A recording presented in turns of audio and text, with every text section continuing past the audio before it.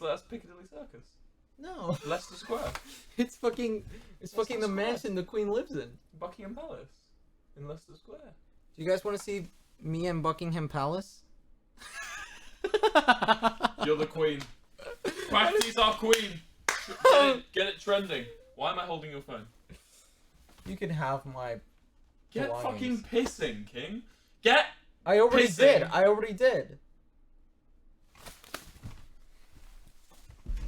We have fun on this show. We have fun on the WilburSoot show, everyone.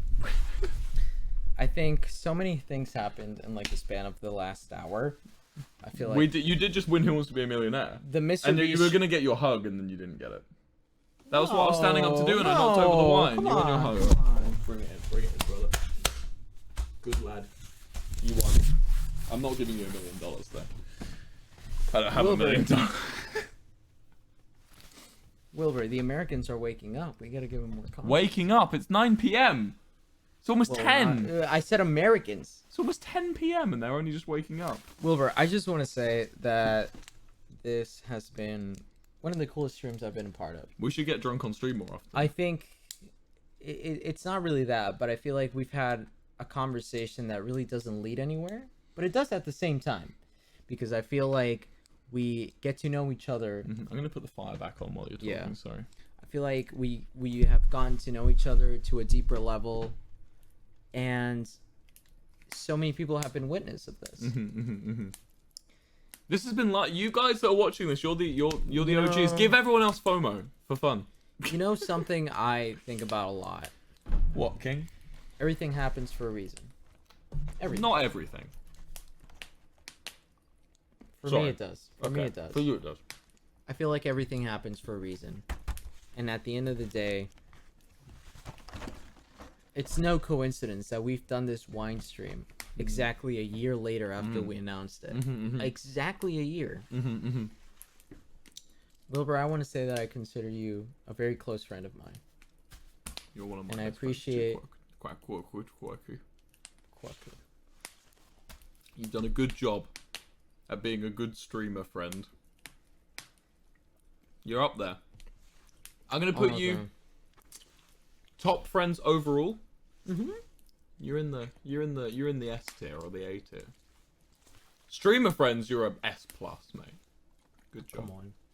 Good job, Big Q. Good job. Even though I only met you 2 days ago. In person. I've known you for 4 years now, almost. I feel like we share a very similar path in terms of wanting to just streaming. make memes. We're the meme makers. We're just wanting to have fun, you know? Yeah. Have fun, drink wine, win Who Wants to Be a Millionaire. I'm completely sober now, by the way. I don't believe you. That's fine. But, I mean, when I say it, this has been a really cool stream. It's been a lot of fun. I'm not ready to end it. No, I don't know why you're saying it like it's the end. Should we try and get to, let's try and get 3 hours at least. At least. Are they drunk? Someone's. I'm very glad I've Do you want more gotten to wine? meet you, IRL. Sure. Me too. I'm glad I got to meet you too, King. And it's not over. This is a night to remember. Let's cheers on that. Let's cheers on that and answer some more questions from chat. Ding dong, ding dong, ding dong. I can't believe you won $1 million, King. Those are some hard questions. I too. didn't, though. I didn't. Those are some hard questions, especially the cetacean one. I How do you didn't know the watch that. cetacean one?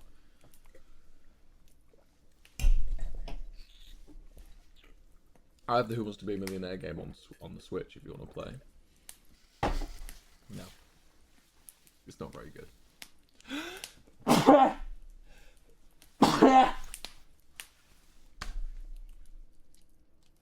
Good job, Ken. Thank you. Here's some questions going. Absolutely. Y'all are so drunk you have to stop drinking. I don't feel that drunk. me neither. I was earlier. But we're doing it really well. We're really maintaining the same level of drunk without going over the top. Yeah. Do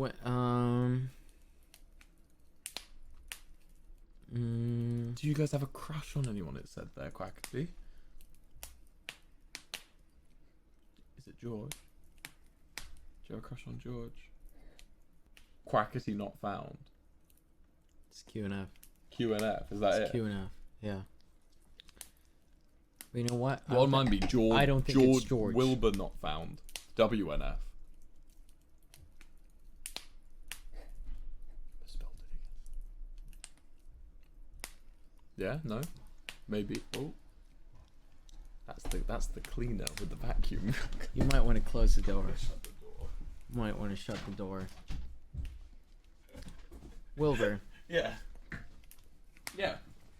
I would like it if we had world this- peace ended. I mean, started. Yeah, of course. Wilbur, I would really like it if. Why are you talking in like end of a coming of age film? No, I'm not. You're talking like, and so I knew. Wilbur, when you move to California, Yeah. I would like to recreate this. We would do part 2. I want Part to do 2 in part 2 2022. California. Yeah, let's make this a really rare thing. Let's do one a year. The One a annual year, wine one a stream. year. We do one of these a year, every year. I'm gonna invite you to LA, and we're not only gonna have wine. We're gonna have good wine. Good wine. This is good wine. Casiano del Diablo is my go-to. It is good wine. Sponsor me. Would you like to do part 2 in LA with I me, think we should Wilbur? do one a year, Let's do it. annually. Let's do it. Annual wine stream. Annual wine stream. How about we answer more questions? Yeah, I've been waiting Let's on answer you. more questions. Let's I've been answer waiting more on you, King. questions.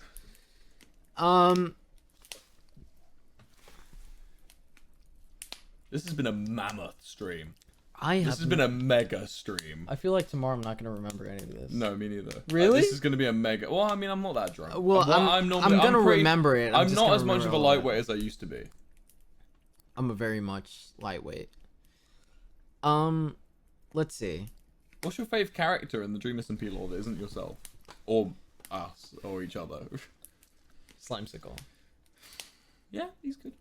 But I feel like you're letting down so many people. It's a bias. It's a bias. Yeah, you're I'm letting down totally so biased. many long-term characters. With Okay. that, I think. Because like, Okay. as much as I love Slimesicle's Slimesicle character, aside. I feel like he hasn't had the opportunity to really grow it yet. He'll have the opportunity soon. I feel like Slimesicle aside, who would it be? Mine's Tommy. Really? Yeah. I feel like he's got the most believable arc. Of course. My favorite character. He just wants a leader. He wants to be, he wants someone to follow. My favorite character has to be. Let me think about it. The most believable arc. I agree. I definitely think.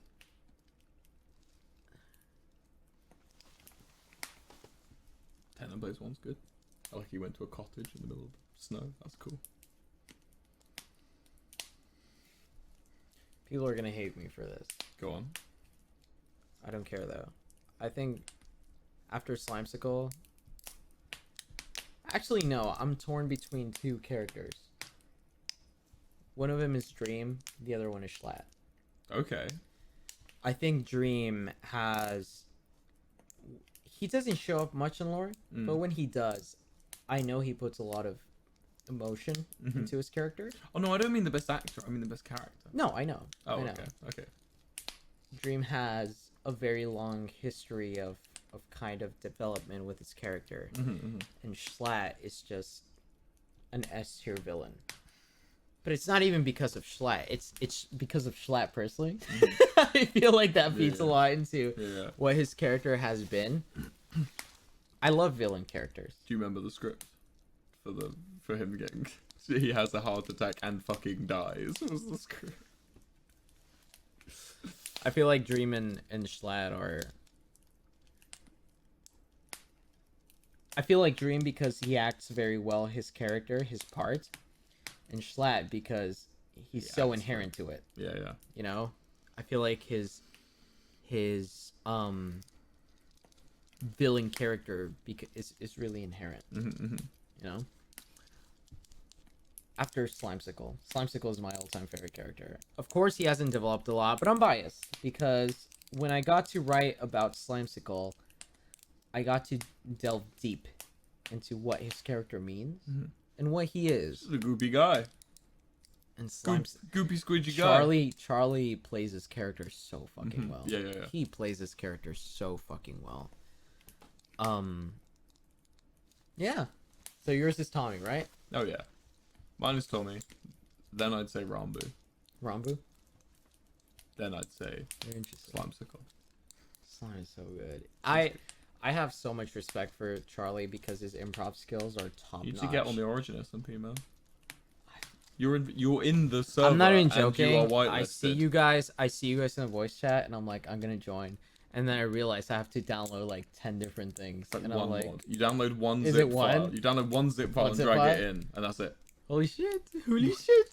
I don't know why you haven't joined. You've got because Discord. last time, I'm gonna be honest, last time I checked the announcement channels, there was like 10 different instructions, like 10 different steps, and I was like, the steps are, if in case you don't understand, it's like, but it's literally download zip file, drag zip file into mods folder, unzip. do you want to know one of my biggest disadvantages I have What? as a person? What's that? I'm very indecisive. So I don't think you when it comes no, hold on, but when it comes to choosing what kind of character I'm gonna be, like you know the selection screen, I worry about that too. I'm like, oh, I have to think about. I have written lore for the Origin SMP. Have you actually? Yeah, that's limited information there. I've written lore for the Origin SMP and it's starting soon, which is part of the reason why we were making a new map. Whoa! I've seen the chat messages. Yeah. I see you guys kind of hanging around, and I've been so tempted to jump in. We've got everyone's involved, apart from you. And Schlatt. Schlatt's not really involved. He's just even though he's been on many times. Yeah. I have also got plans to the Dream SMP. You know, like okay. I'm not just abandoning the Dream SMP, but Origin SMP. Can we finish that arc? Yeah. Fuck it. I really want to. We've got like 3 more streams. Like I've condensed the 8 streams into 3.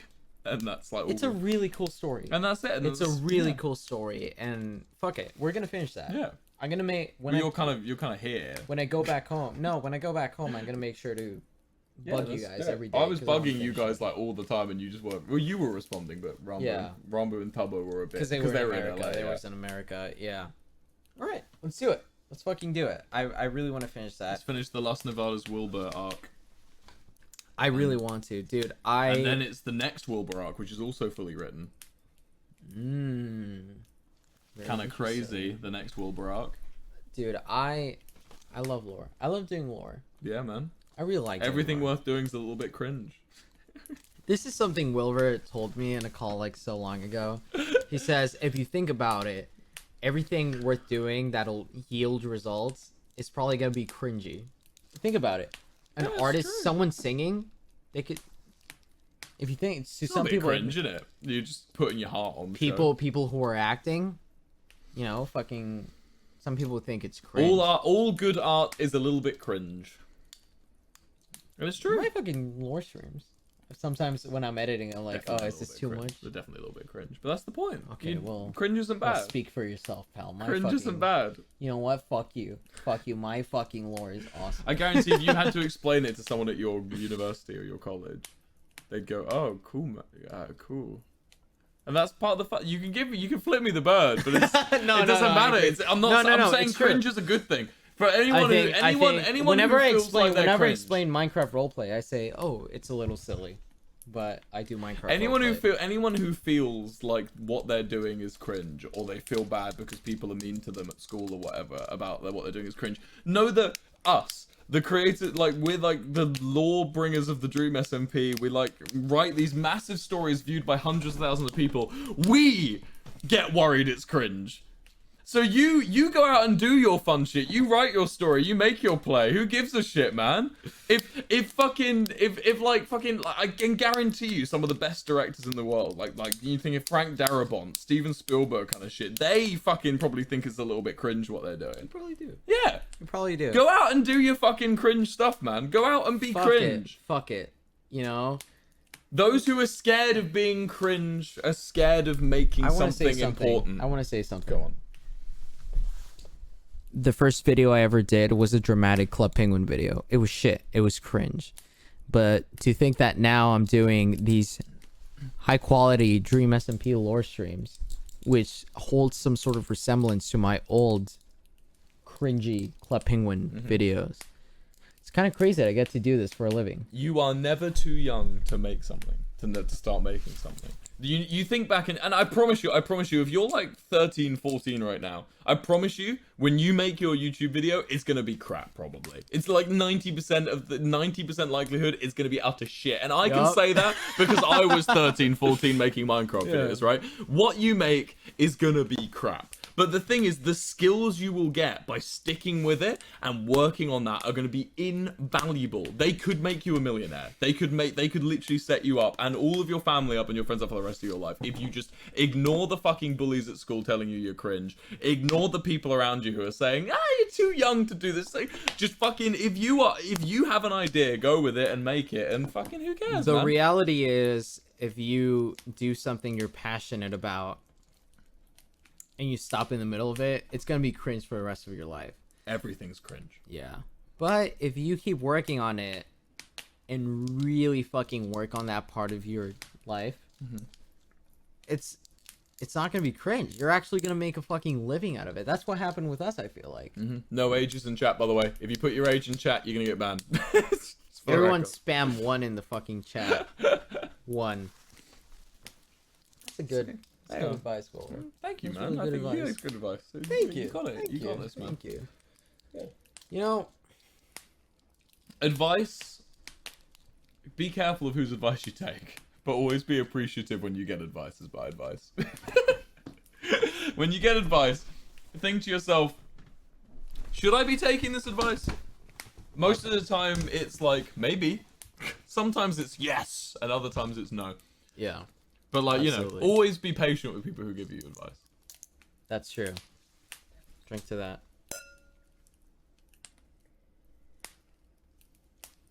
What's some of the worst advice you got? Drink some. Do you need water?